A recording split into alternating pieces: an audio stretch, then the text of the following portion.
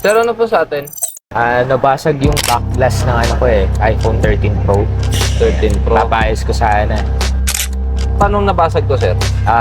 Sa kwarto ko, nadulas sa kamay ko yung Natulo sa ako. So, walang grip yung kamay mo ngayon, sir, no? Oo. So, lalagyan natin ng grip yung kamay mo and ayusin natin yung iyong back glass. Yan.